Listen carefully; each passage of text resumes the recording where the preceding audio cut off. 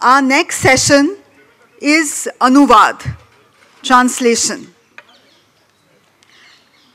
Last year, the Tata Steel Jharkhand Literary Meet was honored to host Gitanjali Shri, who, as you all know, has written the trailblazing novel Ret Samadhi, which was translated into English, Tomb of Sand, by Daisy Rockwell.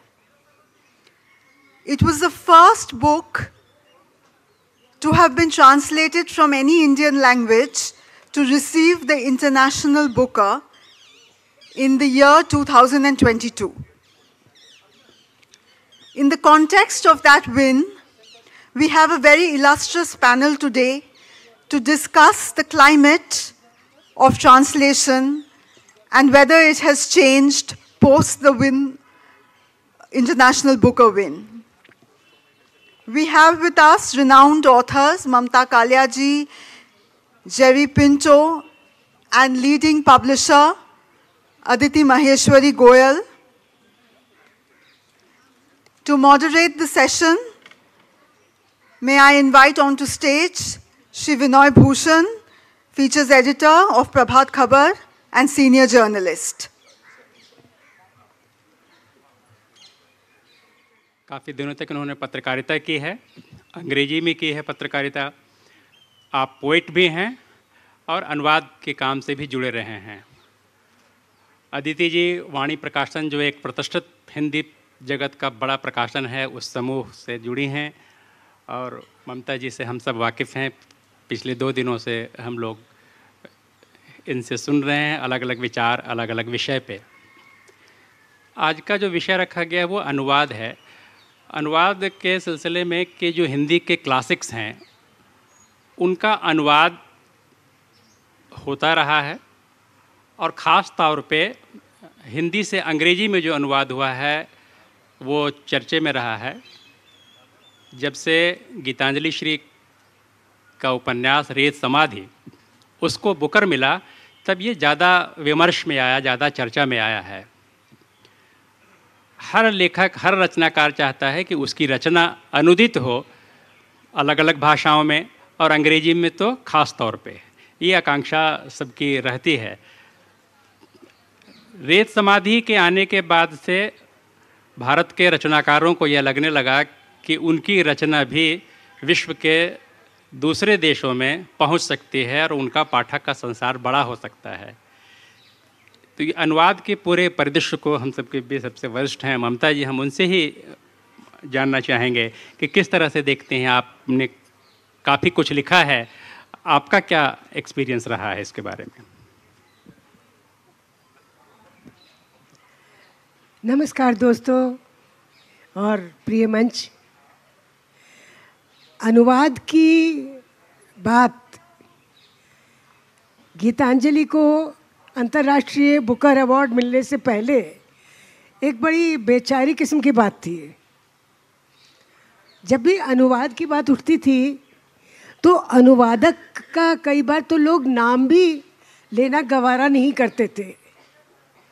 Amrita Pritam Punjabi की लेखिका, उनकी सारी किताबें अनुवाद हुई हिंदी में।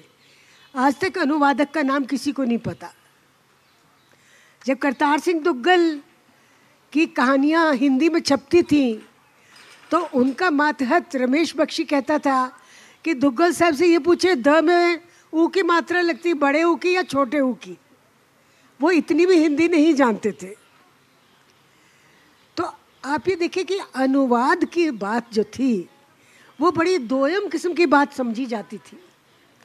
अचानक अनुवाद ने एक स्टार स्टेटस पा लिया, और सबसे अच्छा काम यही हुआ, गीतांजलि श्री के एक उपन्यास को रेत समाधि, जो हिंदी में पढ़ने में थोड़ा कष्टदायक है क्योंकि उसकी भाषा थोड़ी अलग किस्म की है, और उस भाषा में जो खिलवाड़ किया गया है वो शीला शुक्ल से 200 कदम आगे है। तो उस भाषा को पढ़ना मेरे लिए भी थोड़ी बाजीगरी का काम था, और वो बाजीगरी खैर हो गई। किताब ब्रिलियंट है, कहानी पुरानी है, विभाजन है, विभाजन के बाद जो लोग हिंदुस्तान आ गए वो पाकिस्तान की अपनी ज़मीन के लिए कलपते रहते हैं, वहाँ उनके साथी छूट गए। इस थीम के ऊपर बहुत लिखा गया है, बहुत लेखकों ने लिखा है इस पर, लेकिन उसका ट्रीटमेंट मुख्य चीज़ है। एक लेखक लिखता है तो कोई ये ना समझिए कि वो अपनी जेब से कोई बहुत ही नायाब किस्म का कबूतर निकाल के आपको दिखा देगा, क्योंकि मानवीय भावनाएं तो वही होती हैं। तो अनुवाद की बात इस पूरे परिदृश्य पे मुख्य रूप से जो छा गई है, और अनुवादक को एक वीआईपी स्टेटस मिल गया है, क्योंकि हर लेखक चाहता है कि अगर इंटरनेशनल बुकर गीतांजलि श्री को मिला तो हमको नोबेल प्राइज क्यों नहीं मिल सकता। तो अब तो हमारी अपने अनुवादक से ये आकांक्षा, अपेक्षा, उम्मीद रहेगी कि वो हमारी किताब ऐसी ट्रांसलेट करे। क्यों? क्योंकि हमने तो महान लिख ही दिया है। हर लेखक अपने को महान समझता है। जो किसी पिछली गली के पिछड़े प्रकाशक से किताब छपवाता है, वो भी अपनी किताब हाथ में लेके सोचता है मेरी सबसे महान किताब है। तो ये गलत फहमी तो रहने दीजिए, इसी से हम जिंदा हैं। और इसके साथ साथ अगर हमें कोई अच्छा अनुवादक मिल जाए, यानी जेरी पिंटो जैसा, तो समझिए हमारा सौभाग्य है। वो खुशकिस्मती है जो किसी किसी को नसीब होती है, और कईयों को तो मरणोपरांत नसीब होती है। यह तो निश्चित तौर पर है कि अनुवादक को एक पहचान मिली है। आज जो भी व्यक्ति रेत समाधि को जानता होगा, गीतांजलि श्री को, तो वो साथ साथ डेजी रॉकवेल को भी जानता है, उसके नाम से परिचित हो। उसको इतनी प्रतिष्ठा जरूर मिली है। लेकिन इतना ही अनुवाद जो भारत की दूसरी भारतीय भाषाएं हैं, उससे जो किताबें अनुवादित होकर के आ रहे हैं हिंदी में या अंग्रेजी में, उनके अनुवादकों को या लोग नहीं जानते हैं या नहीं जान पाते हैं। नहीं जानते हैं, मेरे ख्याल है, क्योंकि इतना विपुल बांग्ला साहित्य हमने पढ़ा, उड़िया साहित्य पढ़ा हमने, और मराठी साहित्य पढ़ा, जाहिर है अनुवादकों के जरिए पढ़ा। ये सारी भाषाएं हम अच्छी तरह नहीं जानते, कच्ची पक्की जानते हैं, कम से कम इनमें साहित्य नहीं पढ़ सकते हम। तो ये किताबें हम तक आई। अब मैं नहीं जानती कि उनके अनुवादक कौन थे। देखिए कितनी अजीब बात हो, आपको बताएं, एक ज़माने में बड़ी खराब अनुवाद होते थे किताब, बंगाली किताबों के। धन्य कुमार जैन एक थे, वो किया करते थे अनुवाद, मुझे नाम याद है। वो देवदास का अनुवाद उन्होंने किया था, विराज बहू का अनुवाद किया था, शरद बाबू की बहुत सारी किताबों का उन्होंने अनुवाद किया था। और वो कितना भी खराब अनुवाद हो, लेकिन हम उसको पढ़ते थे, लपक लपक के पढ़ते थे, अपनी पाठ्य पुस्तकों में छुपा छुपा के पढ़ते थे हम। और देखिए एक अनुवाद किया गया था, उन्होंने किया था, चोखेर बाली का अनुवाद किया था, आँख की किरकिरी। अब वो आज तक चल रहा, आँख की किरकिरी, जबकि चोखेर बाली का बांग्ला में मतलब होता है आँख की पुतली, क्योंकि वो जो उसकी सखी है वो तो आँख की पुतली की तरह से उसको वो अजीज है, और उसका अनुवाद कर दिया आँख की किरकिरी। खैर वो उद्देश्य यही था, बाद में वो किरकिरी बन जाती है, क्योंकि उसका पति महेंद्र उसको लेकर चला जाता है शोभा बाजार। तो आप ही देखिए कि कितनी अर्थ का अनर्थ भी हो सकता है, और अर्थ का एक गहन अर्थ भी हो सकता है। और आप जो कह रहे हैं ये बहुत अच्छी बात है कि हमने इतना भारतीय साहित्य जो पढ़ लिया अन्य भाषाओं का, और जिसको लेके हम गुरूर करते हैं कि हमने असमिया का इंदिरा गोस्वामी का उपन्यास पढ़ा है। अरे कैसे पढ़ा? हमने अनुवाद से पढ़ा है। मैं तो कहूँगी अनुवादकों को उसी तरह सामने आना चाहिए जैसे प्लेबैक सिंगर्स कहते हैं कि मैं तो सामने आके गाऊंगा। एक ज़माने में प्लेबैक सिंगर को हम देखते ही नहीं थे, हमें कहाँ पता था प्लेबैक कौन दे रहा है। हमने मन्ना डे की शक्ल नहीं देखी थी बहुत दिनों तक।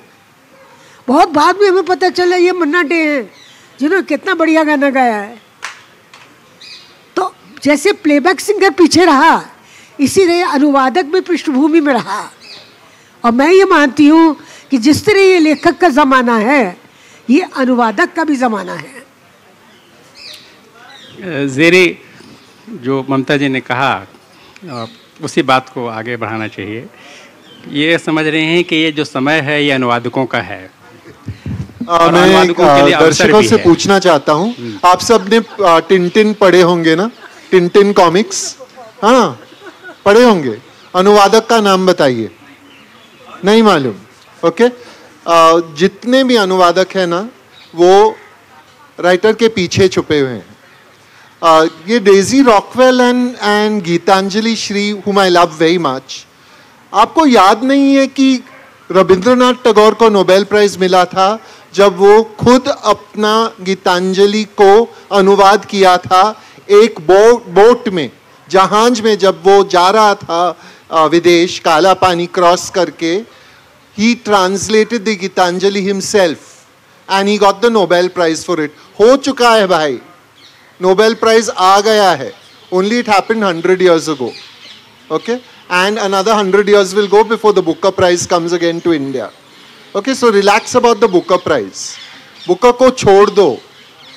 One reader, one good reader, ये Booker Prize से ज़्यादा है। One person who reads more. And मुझे एक problem है। Okay? The problem is Hindi से अंग्रेजी, मराठी से अंग्रेजी, गुजराती से अंग्रेजी, बंगाली से अंग्रेजी, अंग्रेजी का जो पूल है, that is getting richer and richer. But what about the Hindi pool? Who's translating into Hindi? Have you got, I don't know, let's take a book from here, ना बहुत सारे हैं यहाँ, okay? ये मैपिंग लव, ये mapping love Hindi में आया है, okay? Then there is 100 other books. All of them are going into English. But Hindi writers are not translating into Hindi from English. Haruki Murakami, is there a Hindi version, or are we all reading it in English? Okay. Orientalism by Edward Said, is there a Hindi version? Yes. Yeah, so these are the questions that we need to ask ourselves, कि translation एक side से नहीं हो सकता है. If translation keeps feeding into English, so Shrilal Shukla now, Hindi readers will read in English.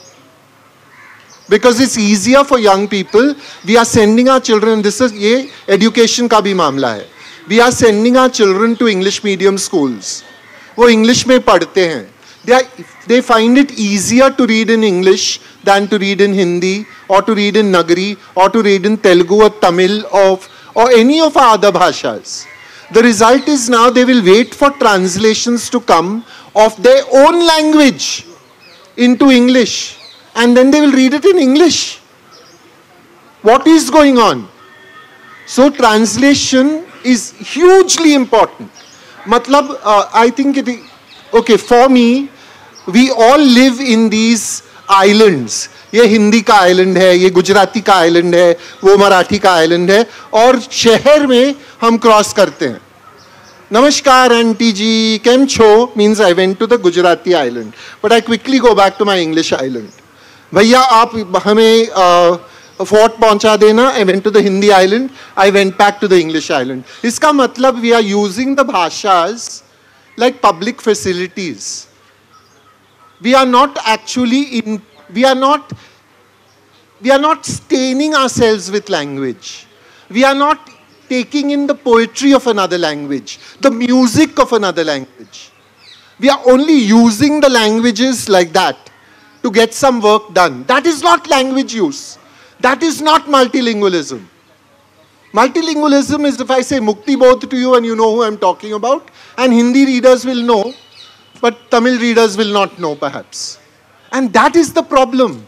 The problem is we need deep, committed interaction between the languages so that we stain each other, so that we intensely connect with each other. And there is no better way to do that than to translate. Because when you're translating a book, you are fully engaged with the book. You're reading it and you're reading underneath it. You're reading beneath it. You're thinking, what is she trying to say here? What is she getting at? And you're working with that language and with English or with whatever other language you're using. And both are becoming, then you are not living in an island. then you are living in both languages, then your soul is rich. जोर से इस discourse को आगे अदिति आप कैसे देखते हैं इसमें?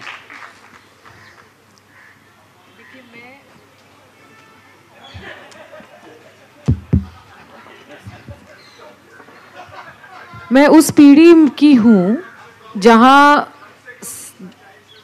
2000 वाला जो दशक है हमारा, वहाँ पर हिंदी में बहुत अनुवाद होके आ रहे थे। लेकिन जब मेरा अनुरोध है साथियों से, कैंटीन एरिया के पास में थोड़ा सा अगर संयम बरतेंगे।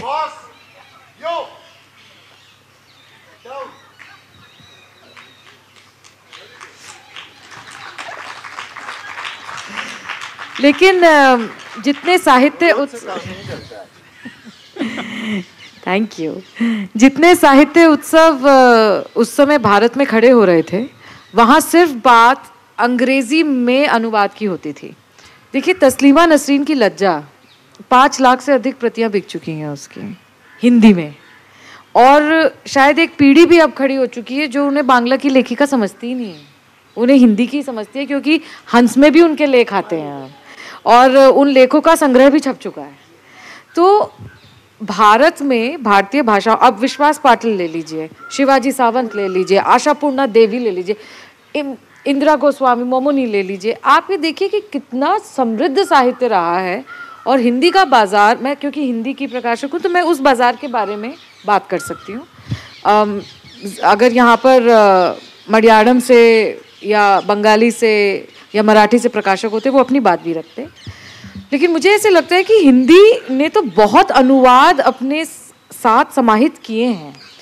और मैं उस प्रकाशन गृह की हूँ जिसने ब्लूम्सबेरी पार्क लंदन में बैठे हुए लिटरेरी एजेंट्स के साथ झगड़े किए हैं कि कॉन्ट्रैक्ट में ये क्लॉज डालिए कि अनुवादक का नाम कवर पे छपेगा, वो अंदर नहीं जाएगा, क्या सिर्फ कॉपीराइट पेज पे ट्रांसलेटेड बाय के साथ नहीं आएगा, स्पाइन पे जाएगा और फ्रंट कवर पे जाएगा। ये भी एक युद्ध है जिसमें 20 साल लग गए। बड़े लेखक जिनके न्यूयॉर्क में एजेंट्स हैं, लंदन में एजेंट्स हैं, जापान में एजेंट्स हैं, वो अनुवादक का नाम कई बार लिटरेरी एजेंट्स ये कहते हैं कि कवर पे नहीं आएगा। और यहाँ पर भी भारत में कुछ हाई एंड मार्केट में जो बुक सेलर्स हैं वो ये बोलते हैं कि ट्रांसलेशन सेक्शन में किताब जाते ही उस पर लोग ध्यान नहीं देते हैं। लेकिन अच्छी बात यह है कि ये पिछले दशक की बातें हैं, अब अनुवाद सेंटर स्टेज पे है। तो ये सारा जो इकोसिस्टम है, इसमें बहुत से, मैं क्योंकि वाणी की बात कह सकती हूँ, लेकिन मुझे पूरा यकीन है कि और भी लोगों ने इसमें बहुत काम किया होगा।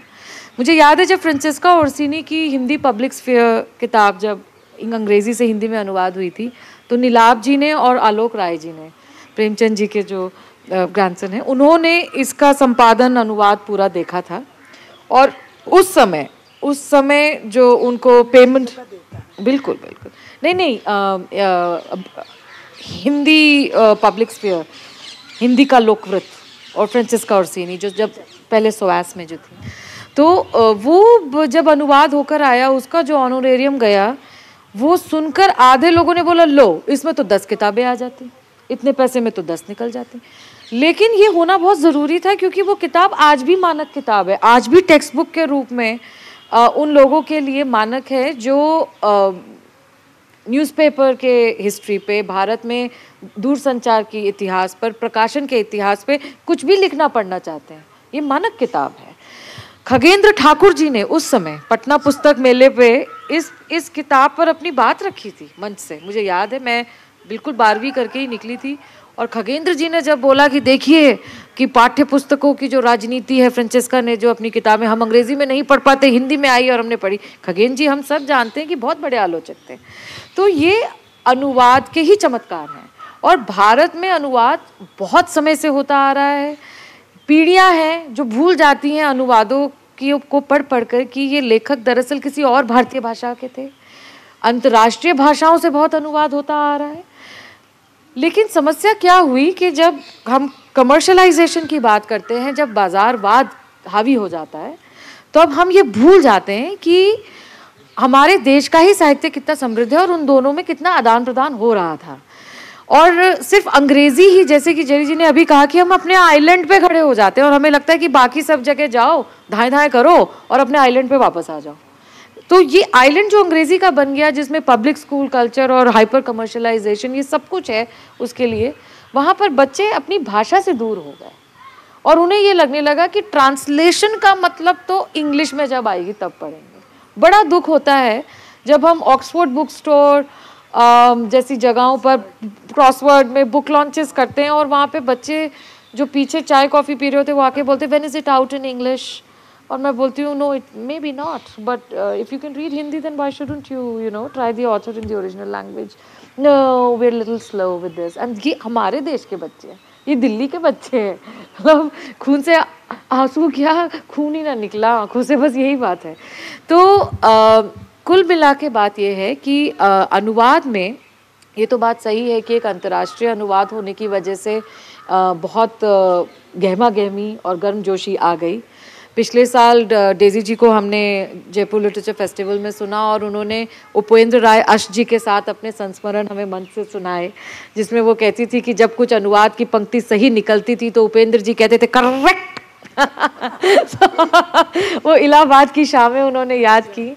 लेकिन मुझे लगता है एक अनुवादक का मानस बहुत विस्तृत होता है, क्योंकि डेजी जी ने जो गीतांजलि जी की किताब के साथ किया, 2 गुनी 3 गुनी साइज का अनुवाद हो गया ओरिजिनल किताब से, एक एक पंक्ति को अनरैप किया।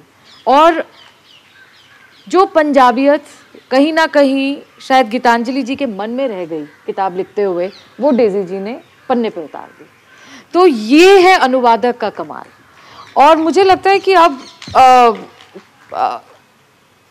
ऑनोरेरियम्स अच्छे हैं, विजिबिलिटी अच्छी है, अब चाहिए तो सिर्फ यूथ से, उनके पेरेंट्स से, घरों से, स्कूल से, कि भारतीय भाषाओं के अनुवादों को भी पूरी जगह फ्रंट में मिले। बुक स्टोर्स की अगर मैं बात कहूँ तो साहित्य उत्सवों में बुक स्टोर्स को भी भारतीय भाषाओं की तरफ थोड़ा और सेंसिटाइज होना चाहिए। 2 डिस्ट्रीब्यूटर से जो किताबें मिल गई वही एग्रीगेट करके हमने लगा दी। मेरी दुखती रहता है, मैं दिल्ली से आई हूँ और मेरे 3 लेखक हैं यहाँ पे, उनकी किताबें नहीं हैं। मेरे मतलब नींद उड़ी पड़ी है मेरी कल रात से, मैं किस मुंह से जा रही हूँ यहाँ पे। लेकिन है ये समस्या, इन समस्याओं पे बात होनी बहुत ज़रूरी है। And धीरे पढ़ना is not a problem. धीरे पढ़ना is a good thing. You must read slowly.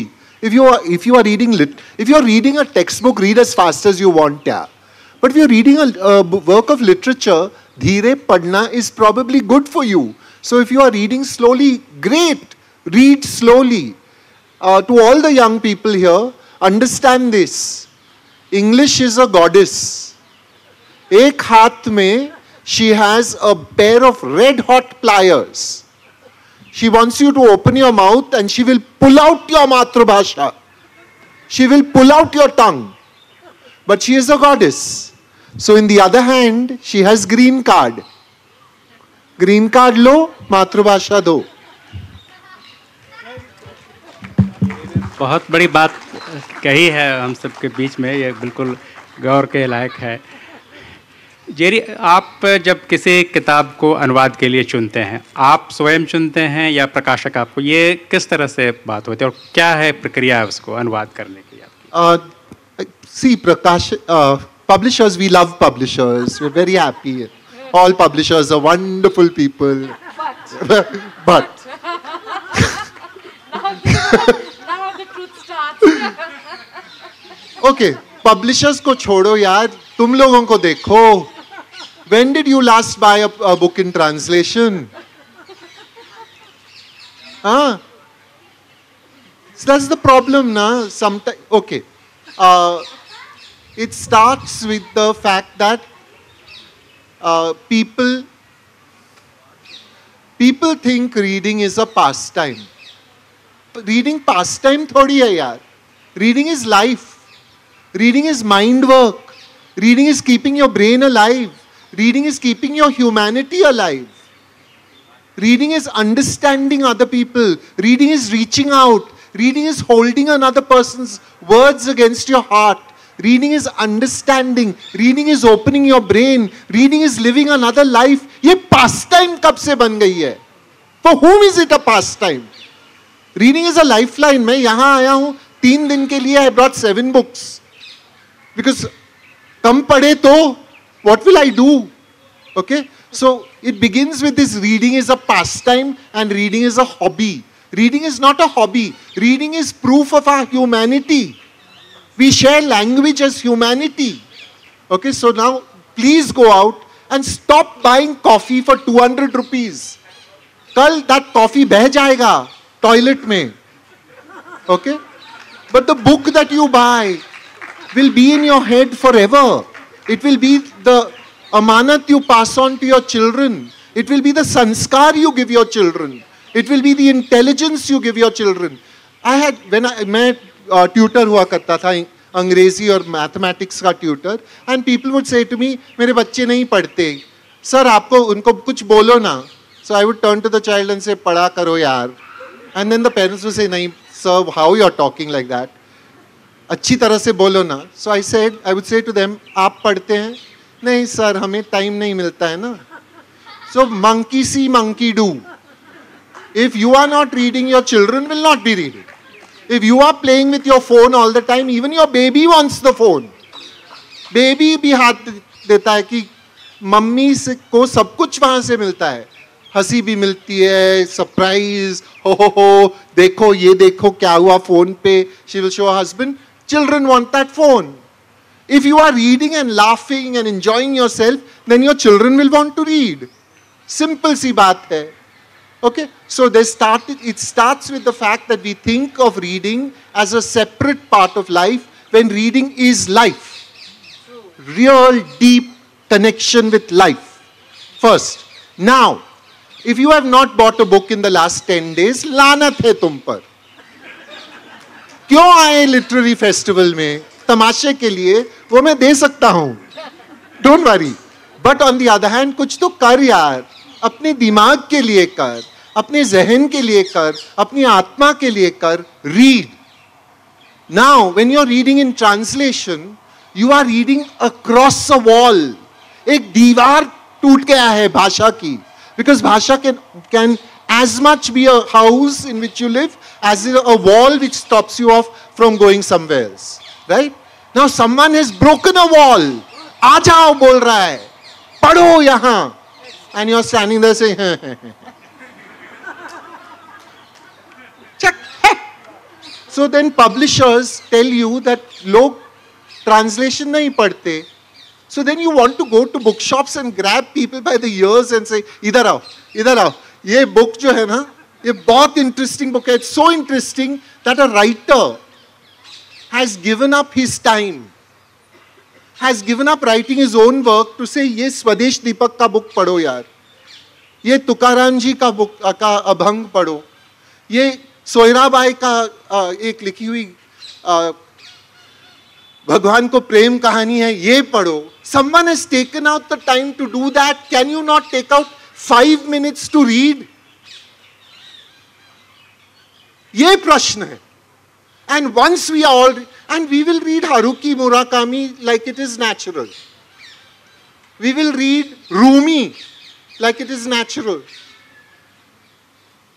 But we will not read the Tirukural. Gandhi ji studied Tamil in order to read the Tirukural. That is our literature.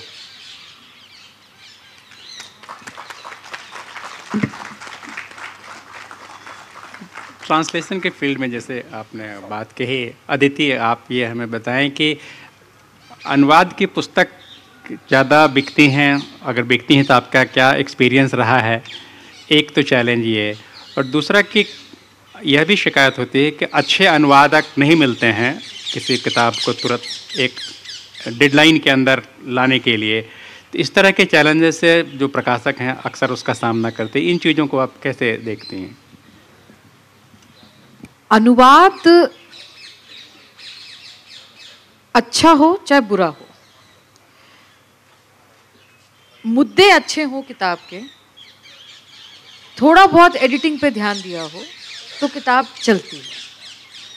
दूसरी बात ये कि भारत में एक बहुत बड़ी समस्या ये है कि जो नोडल एजेंसीज बनाई गई हैं, उनका काम था लिटरेचर की कि आप भारतीय भाषाओं को जोड़ें, भारतीय भाषाओं में काम करने वाले लोगों को जोड़ें। आज वाणी प्रकाशन के सभी भाषाओं में मित्र हैं, तो हमें ये पता है कि वहाँ क्या नया आ रहा है, और अगर ऐतिहासिक रूप से कुछ रिवाइवल हो रहा है तो किसका हो रहा है, तो उस पर हम अनुवाद की दृष्टि से ध्यान दें। लेकिन जो नए प्रकाशक हैं या जो इतने संसाधनों के साथ नहीं आ रहे हैं लेकिन अच्छा काम करना जानते हैं, उनके पास कोई साधन नहीं है देश के और भाषाओं के प्रकाशकों के साथ जुड़ने का। तो इससे नुकसान ये हुआ कि सब अपने अपने छोटे छोटे खांचों में ना बंद के रह गए। लेकिन अगर ये व्यवस्थित रूप से हो जाए तो सोचिए कितना कुछ हम जान सकते हैं एक दूसरे के बारे में, और इतना अच्छा साहित्य लिखा जा रहा है पूरे देश में। हम सब मिलकर काम भी कर सकते हैं, हम CSR बॉडीज़ के पास मिलकर जा सकते हैं कि आप अनुवादों को स्पॉन्सर कीजिए। ज़्यादातर प्रकाशक अनुवाद से क्यों हाथ खींचते हैं? क्योंकि अनुवाद एक ओवर एंड ऑल एक एक्सपेंस है जिसको सब्स्यूम करने में किताब को बहुत समय लगता है। अगर किताब एकदम बम्पर नहीं छपी तो, बम्पर बिकी नहीं तो वो खर्चा किताब के प्रोडक्शन के ऊपर का खर्चा है। लेकिन अगर मान लीजिए कुछ गंभीर साहित्य है इस तरीके का जो धीरे धीरे चलेगा, धीरे धीरे समझ आएगा सबको, तो वहाँ पर प्रकाशक इन्वेस्टमेंट करने से डर जाते हैं, और यहाँ प्रॉब्लम शुरू हो जाती है कि कभी ऐसा लगता है सच में कि भारतीय बुक स्टोर्स में जब मैं जाती हूँ कई बार, हमारे दिल्ली के खास कर की, तो ऐसा लगता है कि अमेरिका के किसी बुक स्टोर में हूँ। Self help self help self help, पतले हो जाओ पतले हो जाओ पतले हो जाओ, स्किन ठीक कर लो, स्किन ठीक करो स्किन ठीक करो। अच्छा उपन्यास, अच्छी कविता जो कि कानों पर शोर की तरह जैसे जब पढ़ता है हमारे मन में जैसे भाव आते हैं ना, वो साहित्य पढ़ने पर आंखों पर शोर ना पड़े, दिमाग पर शोर ना पड़े, सुंदर शांत। और ऐसा नहीं है कि बड़े मुद्दे, ज्वलंत मुद्दे, कठिन मुद्दे शांति से नहीं उठाए जा सकते, लेकिन जो लाउड कवर्स, लाउड पिच, हर चीज की जो हमारे समाज की हो चुकी है ना, मिर्ची ज्यादा, तेल ज्यादा, लाउड ज्यादा, चमकीला ज्यादा, वही अच्छा, ये मुझे लगता है कि कहीं ना कहीं समस्या का बहुत बड़ा कारण बनता जा रहा है। जी, अनुवाद तो हम लोग बहुत पहले से पढ़ते रहे, बेशक अनुवाद का नाम न जाने, अनुवादक का नाम न जाने, लेकिन पढ़ते रहे। तो अनुवाद एक तरह से जो अपने समाज की विविधता है, सांस्कृतिक विशिष्टता है, अलग अलग समुदायों के, अलग अलग क्षेत्र के, उसको सामने लाता है, करता है। मगर इसके बावजूद भी आकांक्षा है पाठकों की कि हम पढ़ें, अनुवाद में रहे करें। अनुवाद इतने दिनों के बावजूद एक विशिष्ट प्रोफेशन के रूप में, एक खास प्रोफेशन के रूप में अनुवाद अभी तक सामने नहीं आया है। कोई शुरू से यह नहीं प्लान कर रहा है नौजवान कि हमको अनुवादक भी एक ऐसा पेशा है कि जिसमें जाना चाहिए, जिसमें हम इतना काम कर सकते हैं, जिससे कि हमारी ज़िंदगी है वो चल सकती है। तो ऐसे आपके जीवन में भी कई सारे अनुवादक गुजरे होंगे, अगर उससे जुड़ी कोई बात है जो आप शेयर कर सकें, जो इस विमर्श को आगे बढ़ाए, जो लगे कि हाँ वो भी एक पेशा है जो रिस्पेक्टेबल प्रोफेशन हो सकता है अनुवादक का। मेरे ख्याल कि अब थोड़ा दृश्य बदलता जा रहा है, ये बहुत अच्छी बात है, क्योंकि मैंने वो समय भी देखा है इलाहाबाद में, जब 1970 में मैं आई थी, तो जब किसी के पास जीविका का कोई साधन नहीं होता था, तो वो पढ़ा लिखा व्यक्ति ये कहता था कि भाई नहीं, he is the listener. Bore हो गया। तो वो ये कहता था भाई मुझे दो ही के प्रकार के काम मिल सकते हैं। प्रकाशक कहते थे, उससे लोग, भारतीय प्रकाशन वहाँ का बहुत बड़ा प्रकाशक था, वो थोड़े बुली टाइप भी थे प्रकाशक, दिनेश ग्रोवर। तो वो कहते थे कि भाई दो ही काम है मेरे पास, या तो बैठ कर प्रूफ पढ़ो सारा दिन, सुबह से शाम तक, या तुम अनुवाद करो। अनुवाद का ये पैसा है कि हम दे देंगे, लेकिन ये मत पूछो कितना देंगे हम। और कई बार तो 2 रुपये पेज पर अनुवाद करवा लेते थे वो, और समझिए 3 रुपये पेज पर प्रूफ पढ़वा लेते थे। तो आप सोच सकते हैं कि कितनी दारुण अवस्था थी उन लोगों की जो अनुवाद करते थे।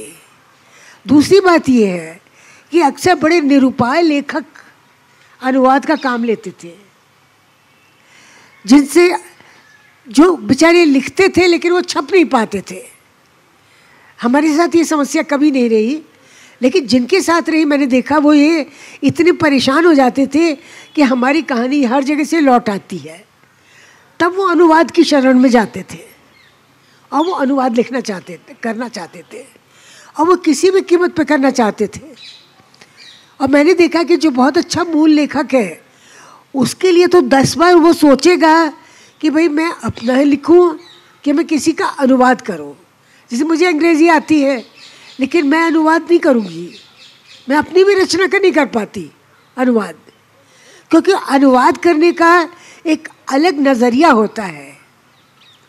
आपको एक तो दोनों भाषाओं में निष्णात होना है और साथ ही साथ दोनों भाषाओं की भावभूमि को आपको समझना है। तो मुझे लगता है कि अनुवाद का काम जो पहले बहुत बेचारा किस्म का काम था ना, और जो बहुत ही दुर्दशा में, अगर कोई ये कहता था हमने अनुवाद किया तो ये मान के चलते थे हम लोग कि इस लेखक की दुर्दशा चल रही है। जबकि आप देखिए हमारा देश तो अनुवाद पे टिका हुआ है। सारे संस्कृत के ग्रंथ, हम में और आप में से कितने लोग जो संस्कृत जानते हैं, लेकिन हम कहते हैं हमने भगवत गीता पढ़ी हुई है, हमने रामायण पढ़ी हुई है, महाभारत पढ़ी है। ये सब संस्कृत के ग्रंथ हैं जो हमने पढ़े। तो आप ये देखिए हम अनुवादों में कितना अपना समय लगा चुके हैं और उसका हमें पता भी नहीं कि किसने अनुवाद किए थे ये। यानी वो प्रकांड पंडित रहे होंगे संस्कृत के जिन्होंने ये अनुवाद किए। और अन्य भाषाओं की भी किताबें, तो कितने दिनों बाद मुझे पता चला कि मैं ये चैमीन का अनुवाद पढ़ रही हूँ, मछलियाँ, तकाशी शिवशंकर पिल्लई का उपन्यास। तब मैं BA में पढ़ती थी जबकि ये बात है। तो आप देखिए कितनी बड़ी महान रचनाएं हमने पढ़ी हैं। गोरा उपन्यास मेरे पिता ने कहा पढ़ो, और कोई बड़े अच्छे किसी ने अनुवाद किया है उसका। जैसे भीष्म साहनी ने रेसरेक्शन का अनुवाद किया था, पुनरुत्थान। और वो अनुवाद जब मैंने पढ़ा तब मुझे लगा कि ये अनुवाद ऐसा होता है। इतनी खूबसूरत उनकी भाषा है उसमें, जिसमें उन्होंने पुनरुत्थान किया है, रेसरेक्शन। मैंने रेसरेक्शन पहले इंग्लिश में पढ़ा था, उसके बाद मैंने भीष्म जी का उपन्यास हिंदी में खरीद कर पुनरुत्थान मैंने पढ़ा। तो देखिए कई बार बहुत अच्छे अनुवाद हो जाते हैं। और ये तो मेरे ख्याल है कि प्रकाशक और अनुवादक के बीच में जब संबंध सुधरेंगे और जब संबंध विकसित होंगे तब हमें और भी अच्छी रचनाएं विश्व साहित्य की पढ़ने को मिलेंगी। एक व्यक्ति है जो अनुवाद इंग्लिश से हिंदी बहुत अच्छी करती हैं, अनुराधा महेंद्र। वो IDBI बैंक में थी हिंदी ऑफिसर, और वो हमारे लिए, जब मैं भारतीय भाषा परिषद कोलकाता में थी तब वो हमारे लिए अनुवाद किया करती थी। और ये बहुत अच्छी बात है कि जो अन्य भाषाएं हैं उनमें ये परहेज नहीं है। जितना भी जैक साहित्य है, जितना भी, और जितने भी आइसलैंड का साहित्य है, ये सब हमें अंग्रेज़ी के माध्यम से हमें मिलता है, हम पढ़ते हैं। इतना ज्यूइश लिटरेचर है, यिद्दिश लिटरेचर है, हमने इतनी यिद्दिश कहानियाँ पढ़ी हैं। सिंगर की कहानी पढ़ो तो लगता है हमारे देश की कहानी है। मेरे घर में भी कबूतर बहुत तंग करते थे। सिंगर की एक कहानी कबूतर है, और हमने पढ़ी है वो कहानी। और आप ये देखिए कि वो पहले इंग्लिश में अवेलेबल हुई है। हम लोग यिद्दिश भाषा नहीं जानते हैं, अगर हमारे सामने कहानी आ भी जाएगी हम नहीं पढ़ पाएंगे। वो इंग्लिश में ट्रांसलेट होकर तब आई है, यानी डबल परकोलेशन, डबल फिल्टर, उसके बाद भी उसमें जान है। तो अनुवाद को हम इतना गलत नहीं समझ सकते, इतना बेचारा नहीं समझ सकते, इतना साधनहीन नहीं समझ सकते। अनुवाद एक बहुत महत्वपूर्ण चीज़ है और मैं चाहती हूँ ज़्यादा से ज़्यादा प्रकाशक इस चीज़ की ओर ध्यान दें।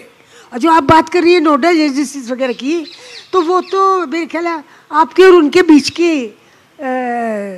समझौते होंगे, या ये है कि आपके बीच की गिरह हैं जो आप ही को खोलनी है, वो सेलर्स नोट्स हैं, है ना, जिनको खोलना आसान नहीं होता है।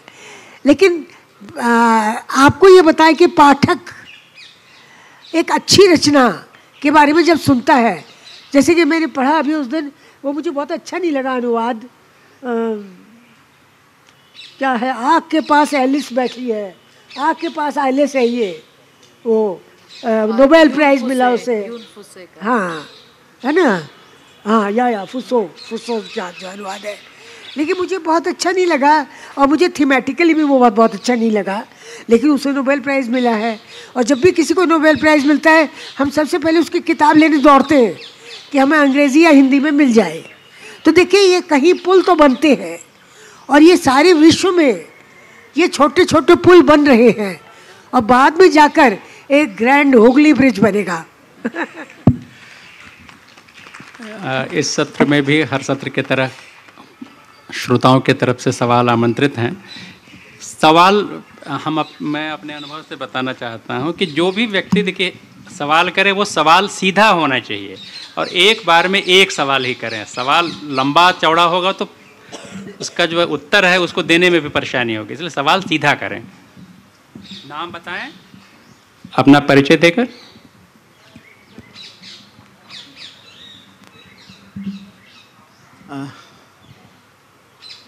इधर से पूछिए। नमस्कार, वैभव नाम है मेरा। और जेरी जी आपसे सवाल है कि अनुवाद हम लोग जो देखते हैं दो तरह से होता है, या अर्थ का अनुवाद होता है या भाव का अनुवाद होता है। क्योंकि आप एक अनुवादक भी हैं, तो आपकी पसंदीदा विधा क्या है? आप अर्थानुवाद में ज़्यादा खुद को सहज महसूस करते हैं या भावानुवाद में? I don't think one can separate these two. Okay, so अर्थ तो is central. Nobody is coming to read Balutta by Daya Pawar because Jerry Pinto is translating it, and his bhav. See, because bhav का मतलब क्या है? भाव स्थायी नहीं होता है. It is you who bring the bhav to the words. The words are dead on the page. After they have been written and printed, they are dead. Then the reader comes in and वो words जग जाते हैं. They actually come alive when you bring your bhav to them. So the same person can read something and laugh, and another person will read something and weep. Okay? We are seeing this in Palestine and Gaza, where some people will look at the same video and say, oh, very good, this is happening. And some people will say, oh my God, I can't believe this is happening. This is what literature is. So when you are writing, when you are translating, you are thinking, this is what the word means. But when I take it across the river of meaning, on the other side, it may mean something else altogether. Now I have to find what it can possibly mean that will have the same bhav there. Okay, that is the challenge all the time. It is always, the problem is that the simple words will often not mean the same thing. Kursi. Okay, Kissa Kursi Ka is not the story of a chair. It is the story of power, right? It is as simple as that. Even kursi can have a bhav and an arth. And if you pay only attention to the arth and you lose the bhav, you're losing the word. And if you pay only attention to the word and to the bhav and you lose the arth, you're losing anyway. Tightrope walk है और कभी भी पढ़ सकता है आदमी, पढ़ते भी हैं. What to do? नमस्कार, मेरा नाम रज़ा है। एक तो माफ़ी चाहता हूँ, मैं एक बस कमेंट करना चाहता कि मुझे बहुत अच्छा लगा कि आपने अदिति जी ने बात की कि ट्रांसलेटर्स का नाम अब कवर पे आ रहा है, क्योंकि मैंने एक जमाल आरा मैडम थी ऑर्निथोलॉजिस्ट के बारे में बात की थी। उनका ट्रांसलेशन वर्क, करतार सिंह दुग्गल का उन्होंने बहुत ट्रांसलेशन किया और करतार सिंह दुग्गल के बहुत सारे साहित्य जो अंग्रेज़ी में पढ़ाए जाते हैं, हर जगह स्टूडेंट्स उनके इंग्लिश साहित्य पढ़ते हैं। जैसे उनका नाहुते मास पंजाबी में नावल थी, लेकिन उसको सबने ट्वाइस बॉर्न ट्वाइस डेड अंग्रेज़ी में पढ़ा, जो कि जमाल आरा ने किया, लेकिन कहीं भी उनका जिक्र नहीं होता है कि उन्होंने ट्रांसलेशन किया। एक छोटा सा कॉपीराइट में एक नाम उनका आता है, जिस वजह से उनका ट्रांसलेशन वर्क पता नहीं था। तो ये बड़ी अच्छी चीज़ है कि अब ये अनुवादक का नाम कवर पे आ रहा है। और सवाल ये था मेरा कि ट्रांसलेशन के दौरान क्या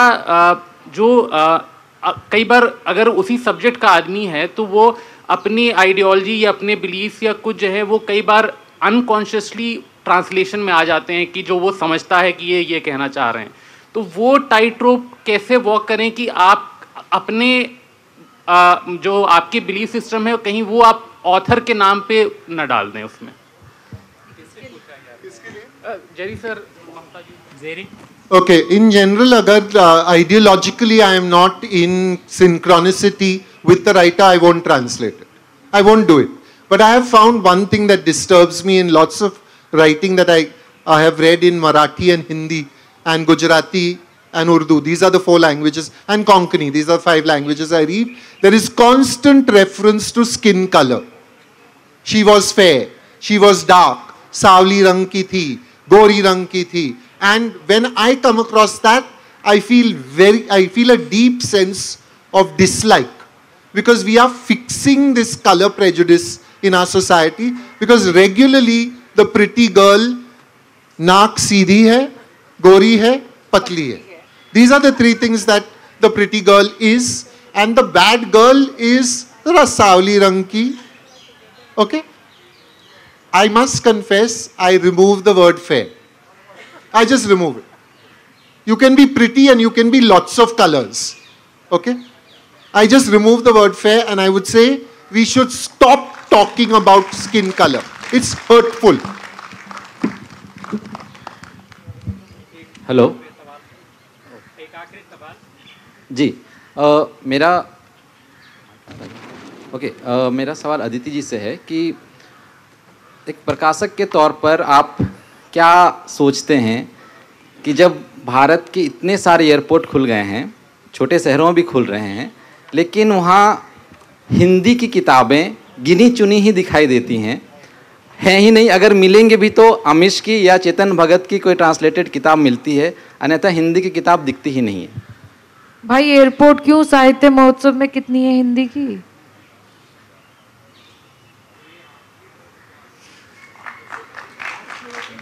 दोनों में ही आपका क्या रिस्पॉन्स है कि हिंदी की किताबें क्यों नहीं आ रही हैं? देखिए, मैं एक बात बताती हूँ कि क्या है कि सब लोग ही कोशिश कर रहे हैं, जो साहित्य उत्सव आयोजित कर रहे हैं, जो किताबें बना रहे हैं, जो प्रकाशित कर रहे हैं, जो वितरित कर रहे हैं, सभी लोग कोशिश कर रहे हैं कि ज़्यादा से ज़्यादा किताबें ज़्यादा से ज़्यादा भारतीय भाषाओं में सबके पास पहुँचें। एयरपोर्ट्स की जब बात आती है, या कहूँ कि जो बड़े बुक स्टोर्स हैं, मॉल्स वगैरह में, उन सब की बात आती है, आप एक चीज़ पे और गौर फरमाइएगा कि वहाँ पर उन स्टोर्स में किताबें ही कितनी बची हैं। वहाँ पर आधे से ज़्यादा स्टोर स्टेशनरी और डेकोरेटिव आइटम्स, कपड़े, कॉस्मेटिक्स, इन सब से भर गया है।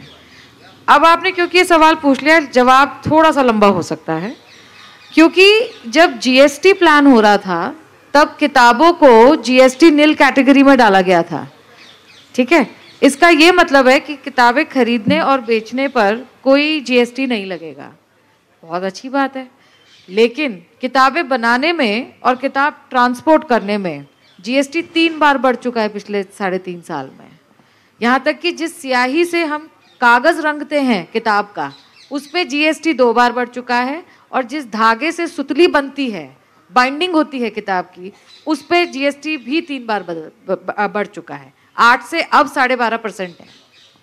तो आपको मैं ये बताना चाह रही हूँ, ये पूरे आंकड़े देकर, कि पूरे इकोसिस्टम में जहाँ पर जीएसटी का रिवर्स इनपुट का बेनिफिट मिलेगा, वहाँ पर भी प्रोडक्ट्स बेचने में लोगों को अपना फ़ायदा नज़र आएगा।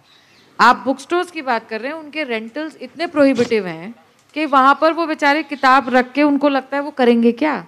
और ये बड़ी बुक स्टोर्स की बात छोड़िए, जो पीढ़ियों दर पीढ़ियों बुक सेलिंग करते आए हैं, उन लोगों की बुक स्टोर्स कोविड के बाद में बंद हो गई। इसलिए मैं बार बार कह रही हूँ कि नेशनल बुक पॉलिसी की अर्जेंट ज़रूरत है, क्योंकि अगर बुक ट्रेड नहीं बचेगा, अगर हमारे वितरक नहीं बचेंगे, हमारे बुक सेलर्स, हमारे डिस्ट्रीब्यूटर्स नहीं बचेंगे, तो फिर किताबें आप तक कैसे पहुँचेंगी? सिकुड़ता हुआ तो धरती वैसी ही दिख रही है ये। क्योंकि आप देखिए कि आप कह रहे हैं कि आपको एयरपोर्ट पे नहीं दिख रही, मैं कह रही हूँ मेरे तो रेलवे स्टेशन पे भी नहीं दिखती। हमारे मतलब जब हाउ डिड लज्जा become such a big book, because railway station, bus station, ठेले तक पे बिकी है वो, और सिग्नल विग्नल पे तो छोड़ ही दीजिए। तो किताब बड़ी तब बनती है जब, देखिए जो दिखेगा वही तो बिकेगा। जब दिखने के एवेन्यूज ही नहीं होंगे तो फिर बिकेगा कैसे, आप तक पहुंचेगा कैसे? ऐसे में सोशल मीडिया पे हम फिर डिपेंड करने लगते हैं कि चलिए जनता वहाँ है तो वहाँ ज़्यादा से ज़्यादा किताब, लेकिन वहाँ पे अब एल्गोरिथम्स के पॉलिटिक्स आ गई है। पोस्टिंग पर लगाइए तभी आपको दिखाएगा हमारा विज्ञापन किताब का, नहीं तो दिखाएगा ही नहीं। तो आप ये सोचिए ये विशियस सर्कल है। इसीलिए नेशनल बुक पॉलिसी हमारे देश में अति आवश्यक इसलिए भी है, अनुवाद को देखना है सबसे पहले। जो इंडिपेंडेंट बुक सेलर्स हैं, जो सिर्फ बेस्ट सेलर्स को बेचने में इंटरेस्टेड नहीं रहते, उनके पास रिपोजिटरी है। दिल्ली में कितने इंडिपेंडेंट बुक स्टोर बचे हैं आप बताइए, और कितने भारतीय भाषाओं को रख पा रहे हैं आप बताइए। ये बहुत बड़ी डिबेट है, आपने बहुत अच्छा सवाल उठाया, लेकिन मेरे मुझे पूरी उम्मीद है कि मालविका जी शायद अगले साल इस पे एक बड़ा सेशन रखें जिसमें हम बुक सेलिंग की समस्या पे बात कर सकें। तो मुझे लगता है ज़्यादा खुलकर और विस्तार से बात होगी। और तब तक अगर सरकार इस बात पे भी ध्यान दे कि बुक पॉलिसी सिर्फ और सिर्फ वोट बैंक की राजनीति नहीं है, ये देश के भविष्य का सवाल है, तो मुझे लगता है बात बहुत दूर तक जाएगी। हम अपने सवाल समाप्त हो चुका है। अगले सत्र के लिए हमारे अतिथि आ चुके हैं। बहुत फ्रूटफुल, लेकिन अभी जाके बुक खरीदिए। हाँ बिल्कुल, जेरी की यही बात हम कह रहे थे। जेरी ने हमारी मन की बात कही कि यह जरूरी है कि आप किताब पे उत्सव में ज़रूर बात करें, लेकिन यह रोज़ाना हमारे जहन में हो कि जब भी कोई नई किताब आए उस पर पढ़ें, उसे लिखें और उसको खुद से प्रसारित करें। हमारे शहर में वर्षों से पुस्तक मेला नहीं हुआ है, लेकिन ये हमारे चिंता का विषय नहीं है।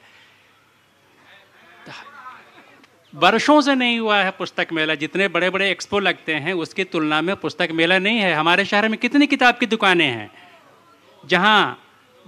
जहाँ से आप किताबें जाके खरीद सकते हैं।